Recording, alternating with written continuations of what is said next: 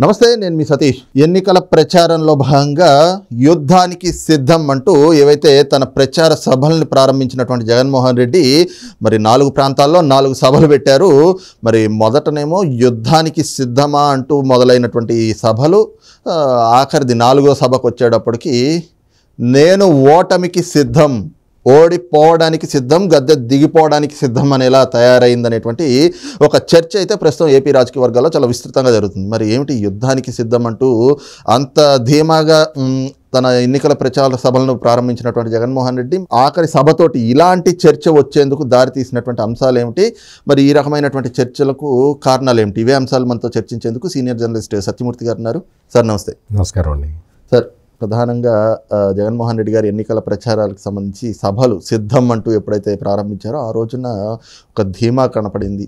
యుద్ధానికి సిద్ధం అంటూ ఆయన నినాదాన్ని తీసుకోవటం, మరి 4 ప్రాంతాల్లో 4 సభలు.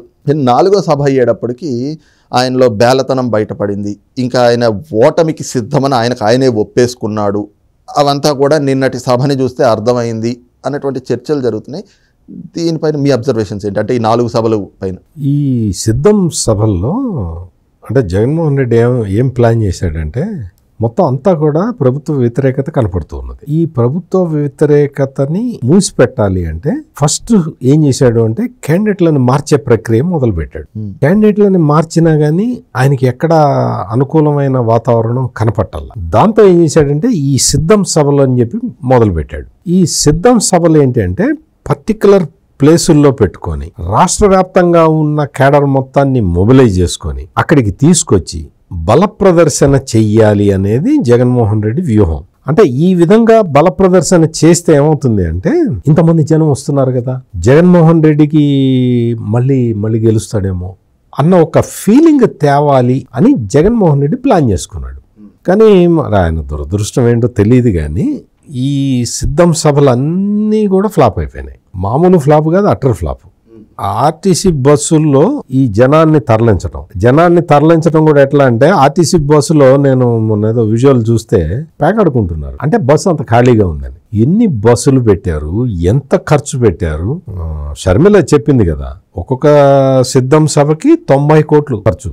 సిద్ధం సభ ఓన్లీ సభ ఏర్పాటు చేయడానికి 90 కోట్ల రూపాయలు ఖర్చు. దీని ప్రచారాన్ని మొత్తానికి 600 కోట్లు ఖర్చు పెడుతున్నారు. అంటే ఏ స్థాయిలో డబ్బులు ఖర్చు పెడుతున్నారో చూడు. ఇంత ఖర్చు పెట్టిన తర్వాత కూడా ఈ సిద్ధం సభలకి జనం నుంచి ఎటువంటి స్పందన రావట్లేదు. మొత్తం మందు, అసలు బిర్యానీ ప్యాకెట్లు మందు దాటిపోయి గంజాయి ఇస్తున్నా గానీ ప్రజలు రావట్లేదు. వచ్చిన వాళ్ళందరూ కూడా ఈ దీనికోసం బిర్యానీ మందు వీటి కోసం వస్తున్నారు, కూర్చుంటున్నారు, పోతున్నారు. 500 నోటు ఇస్తున్నారు, 500 నోటు ఇస్తున్నారు. ఇవన్నీ వీటితో పాటు 500 నోటు, ఫ్రీ ట్రాన్స్పోర్ట్.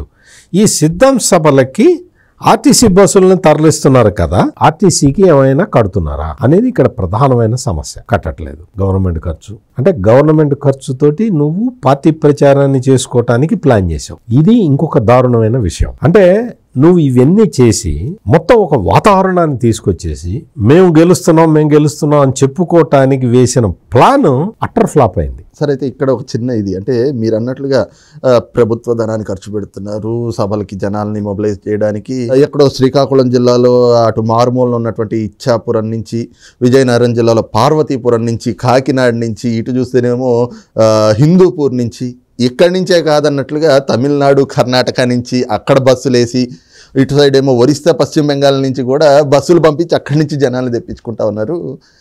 అయినా కూడా మరి ఏమిటి గ్రీన్ మ్యాట్ వేసి మరి సభలు నడపడం అంటే ఏంటి సార్? ఇదేం వింత పోకళ్ళు అనుకోవాలి. ఇది ఏంటి అంటే గ్రీన్ మ్యాట్ వేసుకుంటే ఏమవుతుందంటే గ్రాఫిక్స్ వేసుకోవచ్చు అనమాట.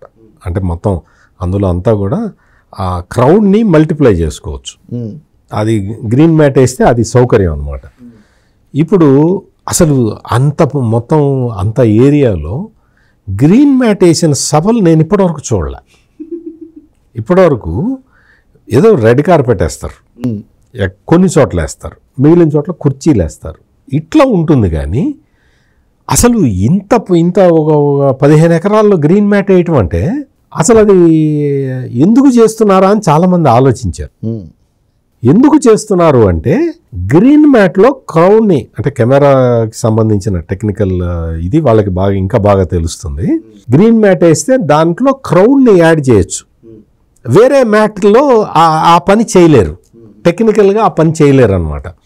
అందుకని వీళ్ళు పెట్టేసి మొత్తం మీరు క్లియర్ కట్గా గమనిస్తే వాళ్ళు రిలీజ్ చేసిన ఫోటోల్లో బాగా దగ్గరగా చూస్తే క్రౌడ్ రిపీట్ అవుతుంది. అంటే ఒక టోపీ ఇటు తిప్పి పెట్టుకున్న వ్యక్తి అది క్యాచ్ చేసి దాన్ని క్లోజప్లో చూసామనుకో, అటు పెట్టుకున్న టోపీ అది చాలా చోట్ల కనపడుతుంది. అంటే ఏంటంటే క్రౌడ్ మల్టిప్లికేషన్ అనమాట. దీన్ని తీసి ఇవి చేస్తూ ఉన్నారు. ఈ విధంగా గ్రాఫిక్స్ చేసి దాన్ని మొత్తం లైవ్లో చూపించినట్టు. పైగా మీరు ఇంకొకటి ఏంటి అంటే ఈ సిద్ధం సభలు జరుగుతుండగానే సోషల్ మీడియాలో ప్రచారం మొదలైపోతుంది. ఇంకా అయిపోయింది, తెలుగుదేశం పని అయిపోయింది, మాకు ఇంతగా వచ్చారు జనం, అసలు నభూతో నభవిష్యతి, అసలు మొత్తం జాతీయ రహదారి మొత్తం బ్లాక్ అయిపోయింది, ఇదైపోయింది, అసలు మొత్తం ఇదే ఉన్నది, మొత్తం వైసీపీ కార్యకర్తలతో నిండిపోయింది, అసలు నీలి సముద్రం, నీలి విప్లవం వచ్చేసింది. రకరకాలుగా సభ జరుగుతూనే ఉంటుంది. వీళ్ళు ప్రచారం మొదలు పెడతారు, ప్రచారం చేస్తున్నారు. ఒకవైపు ఈ ప్రచారం చేసేస్తారు. అసలు 15 సంవత్సరాలుగా పార్టీ నడుపుతున్న జగన్మోహన్ రెడ్డికి ఇంత అచంచలమైన ప్రజాబలం ఉండటం మాకు ఆశ్చర్యం కలిగిస్తుంది అని కొంతమంది మేధావులు ముసుగులో ఉన్నవాళ్ళు పోస్టులు పెట్టడం మొదలు పెడతారు. అంటే ఒక క్లైమేట్ క్రియేట్ చేయటం అన్నమాట.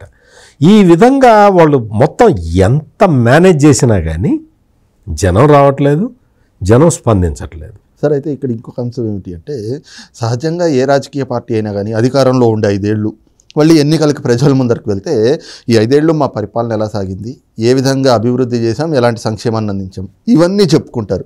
కానీ అదేంటో నిన్న జగన్మోహన్ రెడ్డి గారు మరి ఆయన పార్టీ గురించో ఆయన పరిపాలన గురించో అవి చెప్పుకోవడం మానేసి ప్రతిపక్షాలు అంటే తెలుగుదేశం పార్టీ మేనిఫెస్టోని వాళ్ళ పథకాల్ని ప్రమోట్ చేసే విధంగా ఆయన ప్రసంగంలో పూర్తిగా సాగినటువంటి తీరు, దాన్ని ఎలా అర్థం చేసుకోవాలి సార్? ఇప్పుడు ఇంకా అయిపోయిందండి. మొత్తం ఏంటి అంటే చెప్పడానికి ఏమీ లేదు. 5 సంవత్సరాల కాలం నీకు ఇచ్చారు కదా ప్రజలు, మ్యాండేట్ ఇచ్చారు కదా, నువ్వేం చేశావు అని ఒక క్వశ్చన్ అడిగితే ఆ క్వశ్చన్కి సమాధానం లేదు. ఎందుకు? అంత విధ్వంసమే కదా చేసింది. కేసులు పెట్టడం, అక్రమ కేసులు ఇవి. పోలవరం కట్టలేదు, నీకు ప్రత్యేక హోదా. ఇంకొక విషయం ఏంటంటే సతీష్ గారు, ప్రత్యేక హోదా చంద్రబాబు తేలేదని చెప్తున్నాడు. అంటే 5 సంవత్సరాల కింద రాసిన స్పీచ్ని ఆ పాత కాపీని తీసి ఎవరో ఇచ్చినట్టున్నారు, అదే చదువుతున్నాడు. ప్రత్యేక హోదా చంద్రబాబు తెస్తాడా? 5 సంవత్సరాలు నీకు కదా మ్యాండేట్ ఉంది. నీకు మొత్తం అసలు ఎంపీలందరూ నీ వాళ్లే కదా. మొన్ననే కదా నువ్వు ఒక పెద్ద వార్త రాశావు రాజ్యసభలో, మొత్తం అంతా వైసీపీ వాళ్ళే ఉన్నారు, తెలుగుదేశం వాళ్ళు లేరని. మరి నువ్వు స్పెషల్ స్టేటస్ ఎందుకు తేలేదు? ఎంపీలుగా మీ వాళ్ళే కదా గెలిచారు, మొత్తం నువ్వే కదా గెలిచావు. ఎమ్మెల్యేలు నీ వాళ్ళే, ఎంపీలు నీ వాళ్ళే. 5 సంవత్సరాల నుంచి స్పెషల్ స్టేటస్ తేవటం చేతకాక చంద్రబాబు నాయుడు స్పెషల్ స్టేటస్ తేలేదని చెప్తున్నాడు. అంటే పాత స్పీచ్ మళ్ళీ చదువుతున్నాడా, లేకపోతే అసలు జనం ఎవరు రావట్లేదన్న ఫ్రస్ట్రేషన్లో ఏం మాట్లాడుతున్నాడో తెలియటం లేదా అనే ఇవైతే మాత్రం చాలా మందికి అనుమానాలు అయితే వస్తూ ఉన్నాయి. ఈయన ప్రధానంగా చంద్రబాబు ఒక ఆయన ఎవరో కౌంట్ చేశాడు, చంద్రబాబు నామస్మరణ ఎన్నిసార్లు చేశాడంటే 558 సార్లు చేశాడు. నిన్న సిద్ధం మీటింగులో 558 సార్లు చంద్రబాబు పేరు ప్రస్తావించాడు జగన్మోహన్ రెడ్డి. ఇది ఆయన సాధించిన ఘన విజయం అని చెప్పి అందరూ అనుకుంటూ ఉన్నారు. సిద్ధం సభలు అయితే మొత్తం టోటల్ అట్టర్ ఫ్లాపు. దీంతో వైసీపీ శ్రేణులన్నీ కూడా నిరాశలో మునిగిపోయి ఉన్నాయి. అందుకనే ఈ విధంగా మీడియా మీద అటాక్ చేయడం, అది చేయడం, ఇవి చేస్తూ ఉన్నారు. రైట్, ఇది చూస్తున్నాం కదా. ముఖ్యంగా ఏదైతే సిద్ధం సభలతోటి ప్రజల దృష్టి మరల్చి మళ్ళీ వాళ్ళని ఏమార్చి ఎలాగో అలాగా ఓట్లు తన వైపు మలుచుకోవాలి, ఇది అండుకోవాలి అనేటువంటి ఆలోచనతో యుద్ధానికి సిద్ధం అంటూ జగన్మోహన్ రెడ్డి ఈ ఎన్నికల ప్రచారాన్ని మొదలుపెట్టినప్పటికీ కూడా 4వ సభకు వచ్చేటప్పటికి వాస్తవ పరిస్థితులు ఏమిటి అంటే ప్రజలు తన పక్షాన లేరు, తన పాలన పట్ల పూర్తి వ్యతిరేకతతో ఉన్నారు, అలాగే తనకి ఎక్కడా కూడా ఓటేసేటువంటి పరిస్థితి ఈ రోజున రాష్ట్రంలో లేదు అనేటువంటి వాస్తవాలు స్పష్టమైనవి. అంటే ఓటమి కళ్ళ ముందు కనిపిస్తూ ఉంది కాబట్టి ఆ నైరాస్యము అంతా కూడా నిన్నటి సభలో స్పష్టమైంది. అది కాక అసలు రాజకీయ చరిత్రలోనే ఈ విధంగా గ్రీన్ మ్యాట్లు, విఎఫ్ఎక్స్లు, గ్రాఫిక్స్లు చేస్తూ రాజకీయ సభలు అంటే ఎన్నికల ప్రచార సభలు నిర్వహించినటువంటి ఒక ఘనుడుగా కూడా ఈ రోజున జగన్మోహన్ రెడ్డి చరిత్ర సృష్టించారు అన్నటువంటి అభిప్రాయాన్ని కూడా సీనియర్ జర్నలిస్ట్ సత్యమూర్తి గారు వ్యక్తం చేస్తూ ఉన్నారు. Thank you. నమస్కారం.